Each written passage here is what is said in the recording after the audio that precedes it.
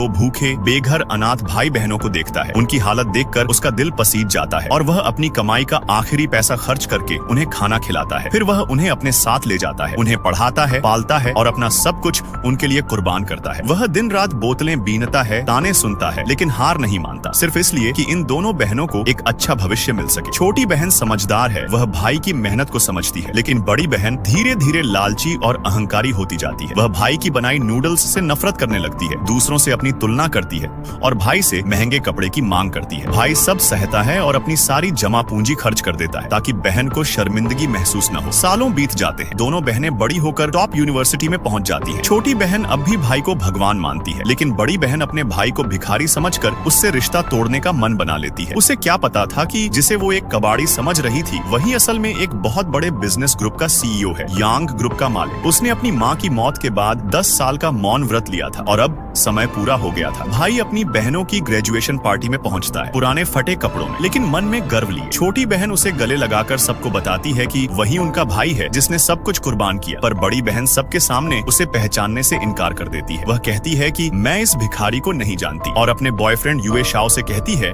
कि इस आदमी को निकाल दो। जब भाई अपना सच बताता है, तब भी वह उसे तिरस्कार से देखती है, उसे गंदा, कीचड़ से निकला कीड़ा और बर्बाद इंसान कहती है। छोटी बहन बार बार विनती करती है, लेकिन युए शाओ उसे मारने की धमकी देता है। सबके सामने अपमान झेलकर भी भाई चुप रहता है। आखिरकार जब सारी हदें पार हो जाती हैं और युए शाओ भाई पर हमला करने लगता है, तो छोटी बहन चिल्ला उठती है, भाई मैं तुम्हें कभी नहीं छोड़ूंगी। पर बड़ी बहन अब भी नहीं रुकती। वह कहती है कि उसका भविष्य उज्जवल है और भाई जैसे लोग तो हमेशा गंदगी में ही झेंगे। भाई थक जाता है। वह कहता है, अगर तुम कहती हो कि मुझसे तुम्हारा कोई रिश्ता नहीं, तो आज से मैं और तुम अजनबी हैं। यह सुनकर भी बड़ी बहन नहीं पिघलती। वह हंसते हुए कहती है कि तुम्हारी हालत एक कुत्ते जैसी लगती है। भीड़ में खड़ा हर इंसान यह देखकर दंग रह जाता है कि एक भाई ने जो प्रेम, त्याग और परवरिश दी, वही बहन आज उसे कीचड़ में धकेल रही है। कभी कभी खून का रिश्ता नहीं, बल्कि इंसान का दिल, उसकी सोच और उसका किरदार ही रिश्तों को बचाता है। और जब किसी की आंखों पर लालच का पर्दा गिर जाता है, तो वह अपने सबसे अपने इंसान को भी पराया बना देता है।